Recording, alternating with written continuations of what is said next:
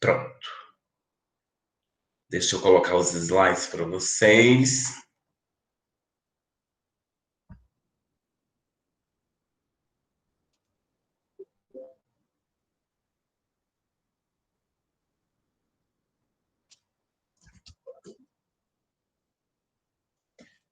Estão vendo os slides, né?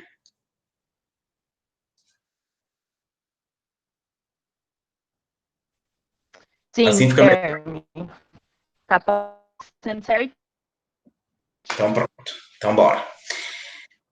Meus queridos, então vamos começar o nosso grupo de estudos, Foucaultzinho do Cerrado. Hoje é o nosso terceiro encontro do nosso primeiro ciclo, que a gente está trabalhando História da Sexualidade 1, A Vontade de Saber. A gente vai trabalhar hoje o capítulo 3, Ciências Sexuais. Vamos lá. E Foucault diz nesse capítulo, inicialmente, resgatando um pouco dos dois primeiros capítulos, e que é o principal para ele, que a nossa sociedade, a sociedade ocidental, ela fez uma coisa inédita na sua modernidade, né, isso a partir do século XVIII, digamos assim, século XVIII, século XIX. Ela relacionou o sexo com a verdade. Ela fez do sexo um objeto de verdade. Então, o sexo, ele se tornou uma referência para se buscar o verdadeiro, para se buscar a verdade. Isso não se tinha antes, ou a gente vai ver que nós temos referência em outras sociedades, em outros ambientes, em que o sexo não tem relação com a verdade, ou não se busca a verdade no sexo, ou o sexo não produz verdade. E a nossa sociedade, o sexo está extremamente atrelado à verdade e ao verdadeiro. Então, tudo que está relacionado ao sexo na nossa sociedade diz respeito ou encontra-se ali uma verdade. Veja, a gente vai ver isso na arte erótica. O sexo, ele produz sensação, ele é objeto de sensação, ele produz prazer, ele é objeto de prazer, mas verdade, isso é na sociedade ocidental. Então, você tirar a verdade do sexo, a pessoa faz sexo com fulano, a pessoa faz sexo com pessoas do mesmo sexo. Então, ela é isso, né? Esse verbo é, não, esse sinônimo de identidade, de verdade. Não, isso é ocidental, isso é de agora, isso é da nossa sociedade. Né? Por que fazer sexo tem que remeter a uma verdade, tem que dizer verdade de alguém? Né? Fazer sexo de um jeito é verdade. Por quê? Né? O sexo, ele produz prazer, ele produz sensação, ele traz prazer, ele traz sensação, ele produz energia, ele produz determinados efeitos, determinadas consequências. Mas dizer que ele é uma verdade, ele traz ali, ele é um campo fundamental de verdade, esse é o questionamento Foucaultiano. Né? Que verdade é essa? Onde está o fundamento dessa verdade? Esse foi todo o questionamento da aula passada. É muito frágil essa verdade. Então, o sexo, ele para de pertencer à lei, à interdição. Né? Então, antes você tinha a questão do sexo como essas proibições, não se faça sexo assim, porque não se deve, né? Agora, na sociedade, o sexo ele remete a questões ontológicas, a questões de como o indivíduo deve se compreender a si mesmo, de como ele deve se olhar para si mesmo. Então, se o indivíduo ele faz sexo com pessoas do mesmo sexo, ele tem que se olhar de determinada forma. Se ele faz sexo com pessoas do sexo oposto, ele tem que se olhar de determinada forma.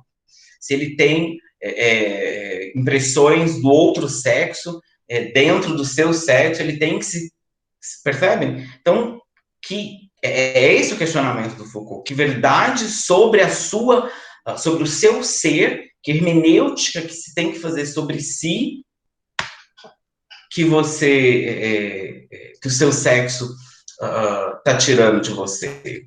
Esse é o questionamento. É esse jogo de verdade que o Foucault está se remetendo.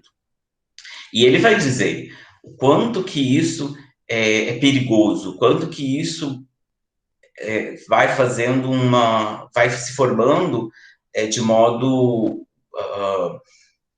progressivo e ameaçador, né? E quanto que isso é hostil, e quanto que isso é perigoso. E marquem isso, e fiquem com essa sensação. Cada vez que você demarca a sua sexualidade, o quanto que há uma hostilidade ali. Cada vez que você define a sua sexualidade, o quanto que há um perigo te rondando, tá? Guardem isso, principalmente para o próximo encontro. Percebam isso, tá? Quando você se diz mulher, o quanto que há uma hostilidade te rondando. Quando você se diz homem, o quanto que há um perigo te rondando. Quando você se diz homossexual, o quanto...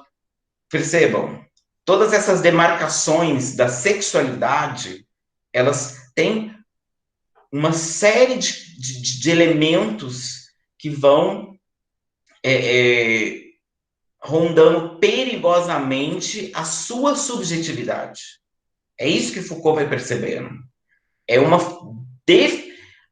formação, é uma delimitação perigosa, que vai deformando a sua própria condição de ser. É muito interessante a leitura Foucaultiana. Então, vamos para o nosso principal de hoje, para o nosso miolinho do capítulo de hoje, que é essa distinção entre arte erótica e ciência sexual. Foucault vai dizer, a ciência sexual ela é do nosso tempo, ela é da nossa sociedade, ela é do Ocidente. E a arte erótica é o que ele descobre lá no Oriente, é o que ele vai estudar nas sociedades orientais, e ele faz essa comparação, porque ele também fica intrigado, ele fala, poxa, será que não existe nada de diferente? Será que a gente não pode pensar diferente disso que a gente vive no Ocidente? E ele descobre a arte erótica. E vamos lá. A ciência sexual, pessoal, ela é essa ascensão da confidência, essas verdades confessadas que a gente viu um pouco na aula passada e a gente vai ver no próximo slide mais detalhadinho. Essa vontade de saber, de falar. Essa coisa que a gente viu muito na primeira aula. Essa expressão. Quando se diz que tem repressão, não, vira o outro lado da moeda. Expressão. Repressão, não. Expressão. A nossa sociedade é uma sociedade que expressa a sua sexualidade. E ela expressa confidenciando. Quem quiser ouvir, quem for o ouvido assim, a gente confidencia sobre o nosso sexo. A gente conta como que a gente faz, de que jeito que a gente faz, como que a gente prefere, os nossos segredos. A gente vai ver direitinho, Dorinha. Na arte erótica, a gente não tem confissão. Ninguém fica contando para ninguém sobre como faz sexo, de que jeito que prefere. Não. Na arte erótica, a gente tem técnicas e místicas. Por que tem técnicas e místicas? Porque a arte erótica, ela está interessada... Olha aí, o segundo quadradinho, se desce um pouquinho. Ela está interessada no prazer. O prazer encarado como prática. Como prática. Então, a gente vai praticar o prazer. A gente não vai retirar verdade do sexo. Não interessa com quem que eu fiz, onde que eu fiz. Nesse sentido de o que de verdadeiro havia ali. Interessa no sentido da técnica. Então, você precisa de uma técnica ali, você precisa respeitar determinados elementos relacionados à técnica e à mística, para dar certo a produção do prazer. Para você extrair o máximo de prazer ali, mas não o máximo de verdade. Você não vai buscar verdade. Ah, com quem você transou? Ah, então você é isso. Não. Na arte erótica não tem isso. Na arte erótica você tem a experiência. do prazer. Ah, eu tive uma experiência de prazer. Ah, mas era com homem ou com mulher? Não, não interessa se era com homem ou com mulher. Interessa qual técnica que você usou. Qual mística que você usou. Percebe a diferença? Essa é a pergunta. Na ciência sexual, o prazer é verdade. Então, interessa o quanto de verdade que você tirou dali, o quanto de conhecimento que você tirou dali. Então, você transou com a pessoa? Não, mas quem era a pessoa? Não, mas a pessoa era homem ou mulher? Ah, não sei. Como assim você não sabe? Não, você tem que saber, ué. Você tem que saber se a pessoa é homem ou se era mulher. Ou se era intersexo, se era... Porque tudo isso conta. Percebe? Tudo isso diz de você. Ah, foi a minha primeira transa com um intersex. E aí? Na arte erótica interessa isso? Não, não interessa. Interessa o prazer. Teve prazer? Teve. Então pronto. Foi com homem, foi com mulher. Percebe? O outro parágrafo ali, ó. O prazer considerado em si mesmo. Prazer considerado em relação a um saber. Resumindo isso que eu já comentei com vocês. Olha que interessante. A técnica e a mística da arte erótica, ela leva a quê, gente? A intensidade do prazer, a qualidade do prazer, a duração do prazer, a reverberação do prazer no corpo e na alma. É isso que interessa. Então, quanto de prazer você tem na hora que você está fazendo sexo? Na hora que você está numa prática sexual? Qual que é a qualidade desse prazer? Ah, é a de sempre. Como assim você tem a mesma qualidade de prazer há 10 anos? Não percebe? Na arte erótica, a intensidade do prazer ela deve aumentar a cada experiência. Porque você aprimora a técnica a cada experiência. Percebem? Você, a cada mística, você reverbera melhor na alma a experiência. Entendem?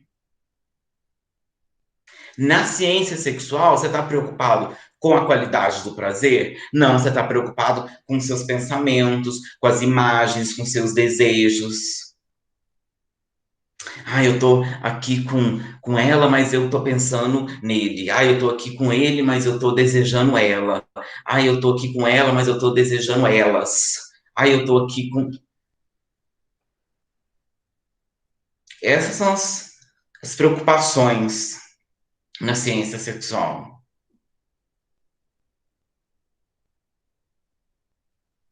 Então, o prazer, ele tem que se preocupar com outras coisas.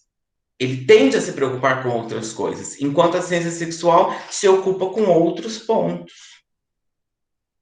Isso que Foucault está mostrando.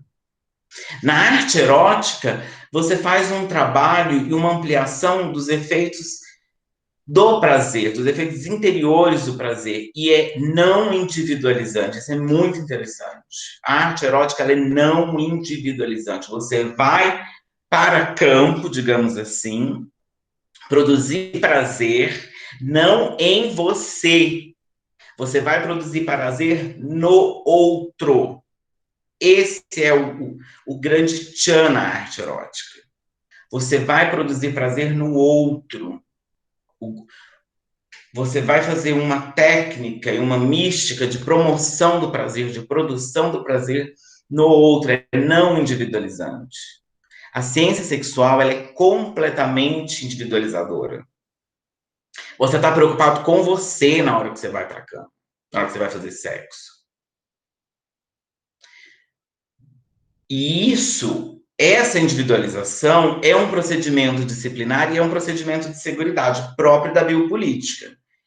esse ponto específico a gente vai ver no último capítulo. A gente vai entender sobre biopolítica no último capítulo. A gente vai ver sobre fazer, viver e deixar morrer. A gente vai perceber como que a nossa sexualidade é uma sexualidade que individualiza a gente, e ao individualizar a gente, ela disciplina, e disciplinando, ela isola a gente. E aí nós vivemos esse processo da nossa, essas experiências sexuais miseráveis, isoladas, mesmo que a gente esteja ali friccionando com o outro, mas nós estamos num processo miserável e isolado de uma experiência sexual, em que nós ficamos tentando saber de mim, ali, num outro, sobre um outro, em cima de um outro. Na arte erótica, eu me envolvo com o outro para produzir prazer no outro, para o outro, com o outro. Qualidade nesse prazer, intensidade nesse prazer.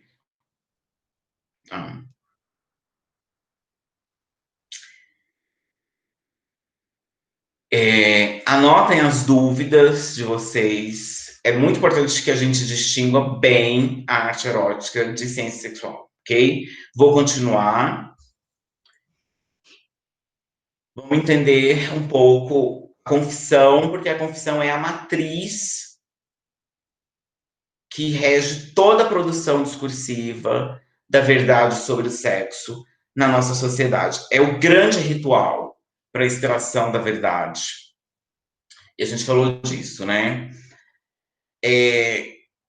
Praticamente todas as relações que a gente tem são relações de extração da verdade sexual.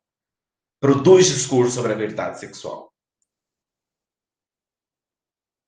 Quando a gente é criança, com os nossos pais, eles retiram essa verdade de nós. Quando a gente é aluno diante dos professores, doente diante dos psiquiatras, diante dos médicos, né? Eu brinco muito e eu gosto de jogar a bola para vocês, mulheres, né? Vocês vão no ginecologista, tira a roupa de vocês, coloca vocês deitados numa maca, abre a perna, insere o instrumento em vocês e vão vasculhar o sexo de vocês. É disso que Foucault está falando. Vão extrair a verdade ali, ó, produzir discurso, relatório, tá? Vão perguntar para vocês, e aí como vocês estão, e vocês vão dizer, e nós vamos dizer, eu brinco com as mulheres, mas nós também, nós homens vamos no urologista, e nós também, na hora que o urologista fala baixa as calças, a gente não vai recusar. Percebem? Então, é isso que Foucault está dizendo. A extração, a confissão é generalizada e a gente sucumbe a ela. Na igreja, a gente se entrega a ela também. E não se trata só de dizer do ato sexual. O ato sexual, ele é o começo da confissão. A gente diz, é da gente. Quando a gente fala do ato sexual, a gente diz é da gente. Ah, fulano, eu transei com fulano. O resto da frase é eu. Eu sou isso, eu sou aquilo, eu acho que eu sou assim, eu acho. Estão percebendo? O quanto a gente interpreta da gente, o quanto de hermenêutica que a gente faz da gente, o quanto que a gente conclui sobre a gente por causa de uma prática sexual. Poxa, o quanto que a gente concluiu da gente lá na infância, lá na adolescência. A gente mal sabia o que era aquilo. A gente mal entendia o que era aquilo. Que prática era aquela? E tiramos quantas conclusões sobre nós? E carregamos quantos hábitos e quantas atitudes, tomamos quantas decisões radicais sobre nossa subjetividade? Porque tivemos uma prática. E a partir dessa prática, determinamos o que somos. É isso que eu estou dizendo. Porque confessamos e da confissão não saímos mais. Confessados, a armadilha está posta. Confessados, não podemos mais deixar de ser aquilo que confessamos. Se dissermos para alguém, fiz sexo com fulano, não podemos fazer sexo com Beltrano. Porque o fulano, percebe? Ah, mas você até pouco tempo era... Ah, mas...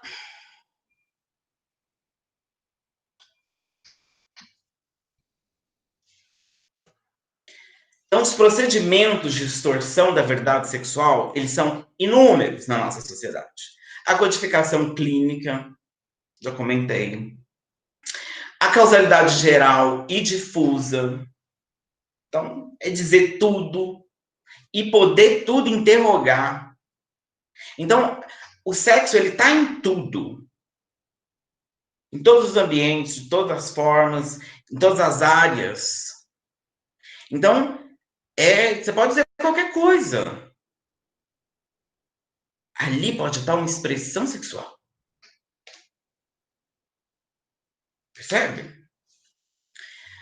Esse princípio da latência intrínseca é um funcionamento obscuro, são mecanismos que esquivam. O poder do sexo, ele é clandestino dentro de você. Ele pode estar se movimentando e você pode não estar percebendo. Lembra de um tal de inconsciente?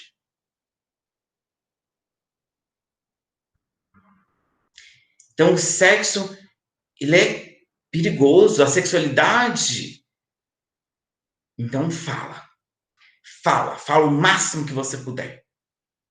O jeito que você cruza a perna, o jeito que você pega a caneta, o jeito que você fala com fulano, o jeito que você molha os lábios, alguma coisa pode estar aí.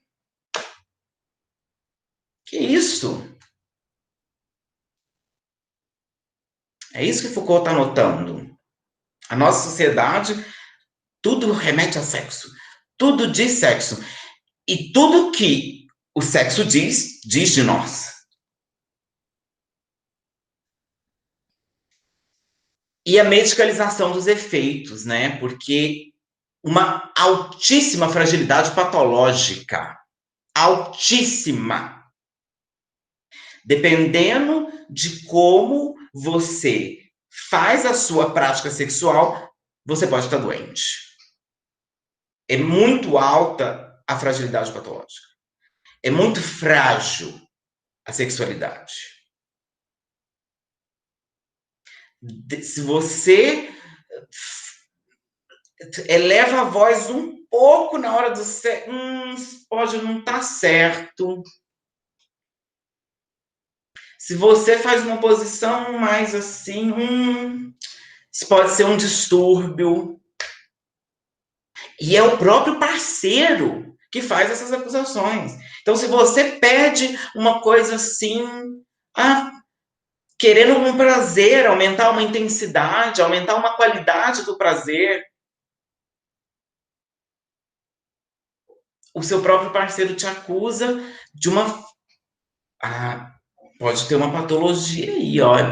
Peraí, assim não. Assim não. Como assim não? Se é assim que eu sinto prazer? Se é assim que eu tô achando que eu sinto prazer? Porque eu também não sei, eu tô me descobrindo, eu tô descobrindo as...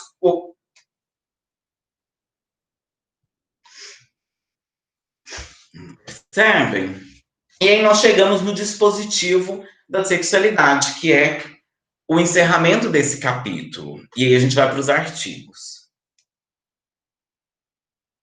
Nosso prazer, ele, na verdade, é vontade de saber sobre o sexo. Foucault chega nessa conclusão nesse capítulo. Sexualidade, o que é sexualidade?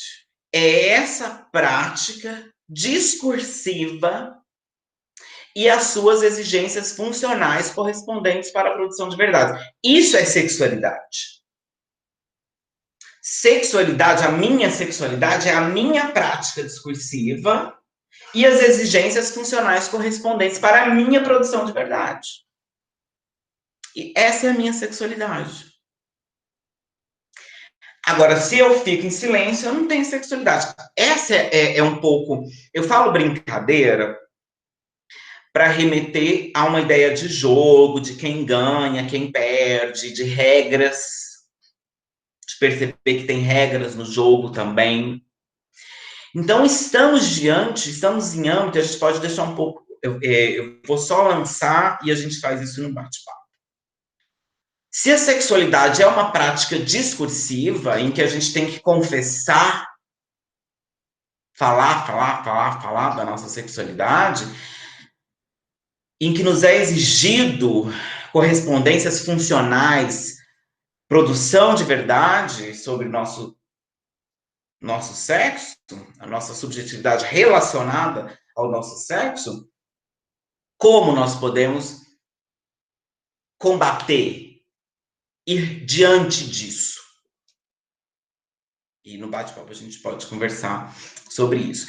Mais uma vez, Foucault retoma a recusa da hipótese da repressão burguesa, né? Ele começa esse livro falando disso, que a hipótese é de que há uma repressão burguesa no início do livro, e aí, mais uma vez, no terceiro capítulo, no final do terceiro capítulo, ele diz: não há repressão burguesa sexual. Há uma hipocrisia da burguesia. A burguesia diz que não faz sexo, mas ela faz.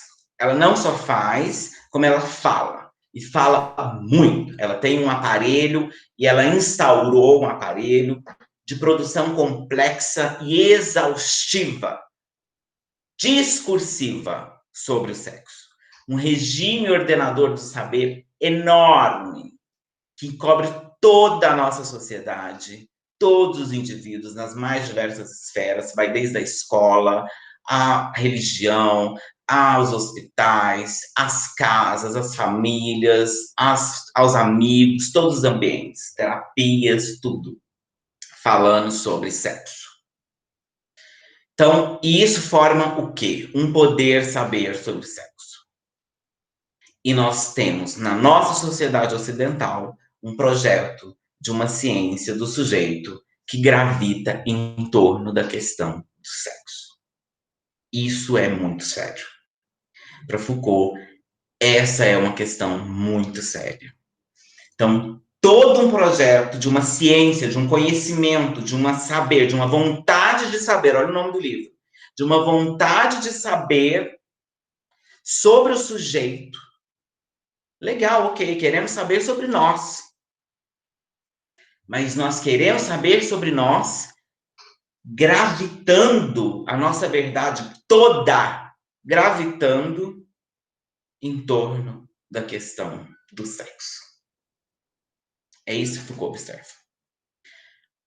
A nossa sociedade constrói um projeto gigantesco de conhecimento de si mesma em torno da questão do sexo. Ok? Esse é o terceiro capítulo da História da Sexualidade, e nós vamos para o artigo que trata de SAD, para eu trabalhar uma coisinha com vocês, tá bom? Que é a distinção entre SAD e sadismo. Eu preciso muito que vocês compreendam isso, porque eu preciso libertar vocês de uma... Vocês querem fazer uma pausa? Acho que a gente pode tocar, né? Vocês vão marcando aí as dúvidas de vocês, vocês vão anotando e a gente volta, né? Pode ser assim, né? Vocês vão falando aí. Aqui a gente vai fazer uma distinção muito séria, muito importante, que é para vocês levarem adiante. É o seguinte, Sade foi uma figura, assim, relevante para compreender essa questão da sexualidade. Sade vem de uma... Ele está numa sociedade em que os hábitos sexuais são tais que ele se destaca, né? A ponto de se tornar Sade e a ponto de criar práticas sexuais que se chamam sadismo, né? Então, essa é a questão. Uma coisa foi Sade, outra coisa é o sadismo. O que isso significa? Sade cria o sadismo. Então, quando a gente tem Sade fazendo toda aquela libertinagem, todas as suas práticas sexuais, eu não sei se vocês tiveram a oportunidade de ler alguma obra de Sade. São muito, eu acho que até para hoje, né? Não, até que hoje, assim, nem tanto. Mas ainda são muito impactantes as imagens, literariamente, são imagens muito fortes, são imagens muito ricas, né? Então, são... não vou comentar aqui, não. Mas, para a época, então, vocês imaginam como que rompe. Essa é a ideia, de romper. Então, você tem uma mesmice, você tem um hábito, você tem uma coisa que é o mesmo, e vem uma pessoa, Sade, no caso, e pratica uma coisa tão inovadora, tão diferente, tão estranha, tão bizarra, no caso, que inaugura algo completamente novo. Completamente novo. Esse algo completamente novo é tão completamente novo que nem tinha nome, nem tinha significante na língua para isso.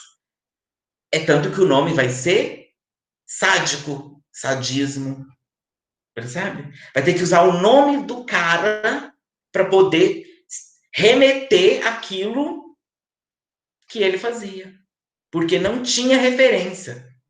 Não, aquelas coisas que aquele povo lá fazia, que ele fazia. Que coisas? Aquele sexo estranho, aquelas práticas sexuais. Não, aquilo lá não é prática sexual, aquilo lá é sadismo. Percebe? É isso que Foucault está dizendo. Então, Sade, ele cria, ele inventa, ele constrói uma coisa completamente nova. Ponto. Criação. É isso que Foucault está dizendo. Depois que uma coisa foi criada, repetir essa coisa, seguir essa coisa, não tem o mesmo valor. Não se dá o mesmo valor. Foucault não dá o mesmo valor. Tá? Por isso que ele escreve Sade, Sargento do Sexo. Então, depois que o próprio Sade inventa o sadismo, ele começa a catalogar, ou a descrever, ou a colocar em protocolos as suas práticas sexuais. E aí Foucault vai dizer, a partir desse momento, Sade se tornou um sargento do sexo. A partir desse momento, Sade deixa de trazer a verdadeira arte erótica e passa a se tornar um sargento, um disciplinador. Aí é um erotismo disciplinado, não é mais a arte erótica. Aí nós estamos no saber, na ciência sexual de novo. Aí você fica sabendo, fica sendo chefe dos anormais, você fica sabendo como faz o sexo sádico. Ah, sadismo é isso? Ah, então tá bom, então eu vou fazer. Como que é? Primeiro eu faço isso, eu ponho uma roupa de látex, aí depois eu pego um chicote, aí depois eu bato 2 vezes, aí eu grito assim, aí eu faço... Vocês estão percebendo? Isso não é arte erótica. Arte. Arte. Cadê o Luiz aí, ó? Arte. tem um quê de criação. Tem um quê de você que sai ali, mesmo que a tinta já tenha sido inventada, que a tela já esteja ali, tem um quê de você que vai construir algo novo que nunca antes esteve ali. É disso que Foucault está dizendo. Então, quando você vai para uma prática sexual, uma arte erótica, você não vai fazer como você já fez. Você vai fazer como uma arte, como uma pintura. Você vai praticar como você nunca praticou e como você nunca mais praticará. Vai ser uma obra de arte a sua prática, que não se repetirá. Olha o que a autora coloca aí para gente. Foucault, a ideia de Foucault é inventar com o corpo, inventar com os elementos que o corpo traz, as superfícies do corpo, os volumes do corpo, as densidades do corpo, o erotismo não disciplinar, o do corpo em estado volátil, difuso, com seus encontros ao acaso e seus prazeres não calculados. Essa é a ideia do artigo, o artigo em espanhol que eu mandei para vocês, tá? Essa é a proposta, tá bom? Vamos para o próximo artigo. Desejo e temporalidade. Qual que é a ideia? Quando a gente fala em transgressão, a problemática, o problema da transgressão é a gente aprender a usar o corpo para liberar esse reino ilimitado do limite. Então a gente é cheio de limite. Cheio de limite. Então a gente tem limite em relação ao nosso tamanho, ao nosso peso, à nossa flacidez, ao nosso membro, a cor da nossa pele, ao nosso cabelo, ao nosso lábio. A gente é cheio de limites. Nus, então, diante de outra pessoa, nas mãos de outra pessoa, na língua de outra pessoa, a gente é muito mais limites. E essa é a questão da transgressão, é liberar o reino ilimitado dos seus limites. Superar as forças que pesam sobre nós, nos capturando no tempo e no lugar. Então, nós temos todo um espaço que pesa sobre nós, a nossa família, os anos que nós passamos junto dos nossos familiares pesam sobre nós na hora que nós estamos fazendo sexo. Os anos de educação lá na escola pesam sobre nós. Deus pesa sobre nós. Os nossos irmãos de igreja pesam sobre nós. Vocês percebem? A história pesa sobre nós, a política pesa sobre nós. E aí? É isso. É aprender a superar todas essas forças. Vocês imaginem a mulher que já foi estuprada. Vocês imaginem a criança que já foi violentada. Vocês imaginem o homem que já foi subjugado. Voltar para o corpo nu diante de alguém. Isso tudo pesa sobre nós. Então, esse reino, esse campo da sexualidade, não é o campo do saber. É um reino ilimitado de desconstrução de limites. Para o nosso prazer, e não para o nosso conhecimento. A nossa finitude, ela pertence a nós. E é através dela que conhecemos a verdade do mundo. Do mundo. E não a verdade de nós. A verdade do mundo. É nos esbanjando de prazer, é derramando prazer e fazendo o outro derramar prazer que a gente vai conhecer o mundo. Não é a nossa. A gente sai recheado de força porque a gente produziu prazer em nós. E aí a gente consegue conhecer o mundo que está lá fora. Isso aí é a conversa do dorso do tigre que o Foucault fala. Estar atado ao dorso do tigre. Então você, atado nas costas do tigre, você produz prazer e avança. Avança sobre o mundo. Sabendo produzir prazer sobre si. Em si. E aí, no tempo limitado do desejo do saber, porque o saber e os seus desejos, eu desejo isso ou desejo aquilo? Eu desejo homem ou desejo mulher? Eu desejo homem e mulher? Eu desejo homem que é mulher, mulher que é homem? O que eu desejo? O tempo se limita e você também.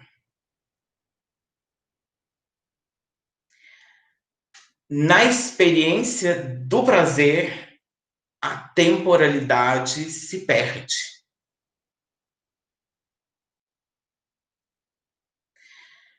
Porque na experiência do prazer, na experiência da intensidade, da qualidade do prazer, você já não se importa se é dia, se é noite, se amanheceu. Depois que a experiência do prazer terminar, aí você vai ver se as estrelas já saíram lá no céu. É outra experiência com o tempo.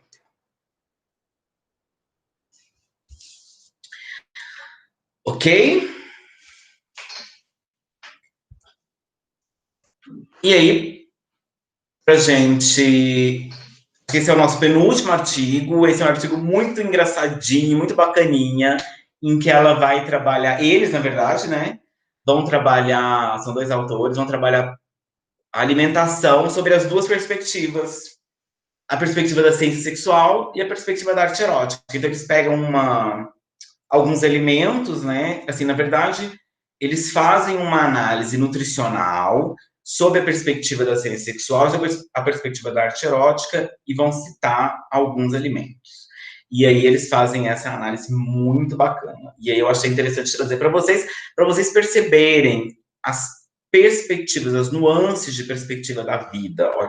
Olha só que legal. Assim, na ciência sexual a gente tem dieta. Olha só, dieta. O que significa dieta, gente? Nutricionista. Nutricionista é conhecimento, é área de saber. Estão vendo? É a nossa sociedade. Percebe? Então, dieta da sexualidade. É o mundo ocidental. Na arte erótica, a gente tem cardápio. Cardápio do prazer. Não tem dieta. O que a dieta remete? Dieta remete à pesquisa científica dos alimentos. Então, você faz uma pesquisa minuciosa ali da química dos alimentos para ver qual que vai bater bem com o seu organismo. Exatamente. Então, as restrições de acordo com a bioquímica celular ali do seu organismo, com aquele alimento e tal. No cardápio, a gente tem os alimentos que interessam ao nosso objetivo, que é o prazer. Então, a gente não está preocupado com restrição nenhuma, a gente está preocupado com um objetivo ali. Então, Na ciência sexual, a gente vai fazer uma alimentação lá. O zinco presente nas ostras e nas amêndoas auxilia na produção de testosterona. Então, ciência sexual, você que está fazendo a sua dieta, vai comer bastante zinco para fazer sexo. Pronto. Onde tem zinco? Em ostra e amêndoa. Legal. Aí você come ostra e come amêndoa. E vai fazer sexo. Na arte erótica, você tem que estar preocupado com o visual do prato. Então, não é a ostra, nem a amêndoa. Então, tem que estar ali. O prato tem alguma beleza visual, né? Ó, isso já chama atenção, né? Remete a alguma sensualidade. Isso já chama ali, já dá um sex appeal ali.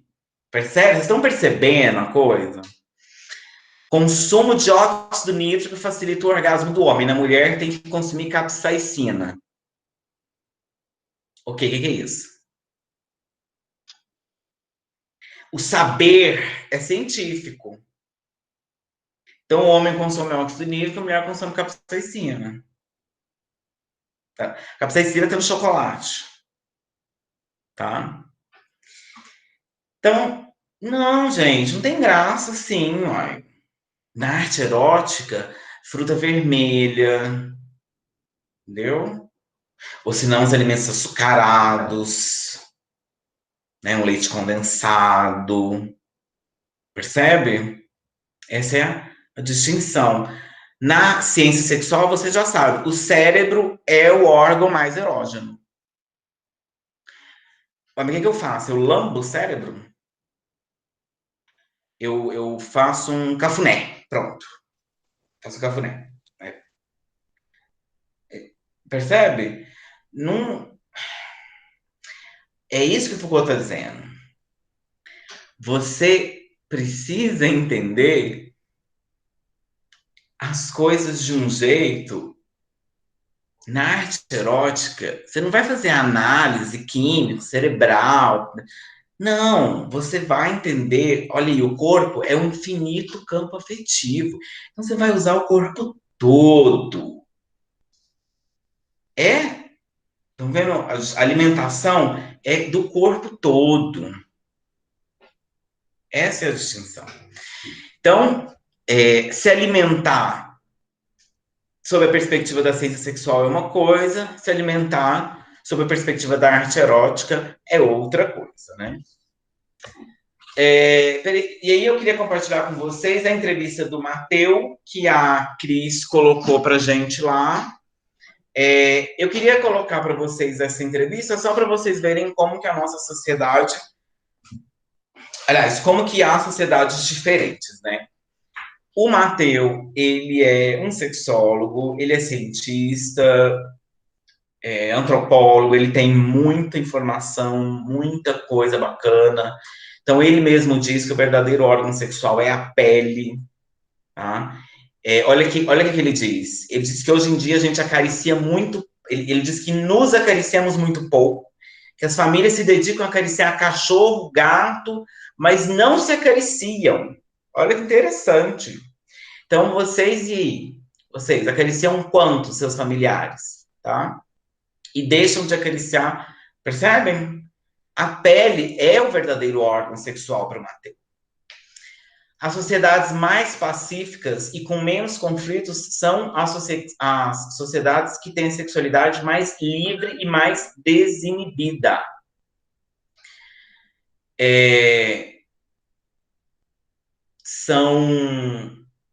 Ele observou 66 culturas onde a moralidade sexual é mais flexível e o feminino é preponderante, são bastante pacíficas. Em contraste às sociedades reprimidas, as mulheres têm um papel, e onde as mulheres têm um papel secundário, são bastante agressivas, como as nossas, né? Aí tem esse exemplo das comunidades Chuks, nas Ilhas Carolinas, onde o tamanho dos lábios menores da genitália das mulheres é o que importa. A menstruação é extremamente vantajosa, inclusive empregada para fins medicinais, e a mulher é a voz forte na relação sexual. O homem chega engatinhando na cabana, introduz um pedaço de pau talhado. A mulher casada ou solteira, não importa isso lá, a fidelidade não importa. Escolhe pelo tamanho do talo, do formato, quem que ela quer, aí o homem entra na cabana. Estou colocando para vocês perceberem que existem sociedades diferentes da nossa. A monogamia, pelo Atlas Etnográfico de Murdoch, ele analisou 800 sociedades. 80% das 800 sociedades que ele analisou não são monogâmicas, são poligínicas, ou seja, um homem com várias mulheres, ou poliândricas, uma mulher com vários homens. Ele observa que as espécies animais que são monogâmicas são por questões econômicas, tá? Gente, só um minutinho que eu vou precisar pegar o meu carregador, tá bom? Mas só um segundo.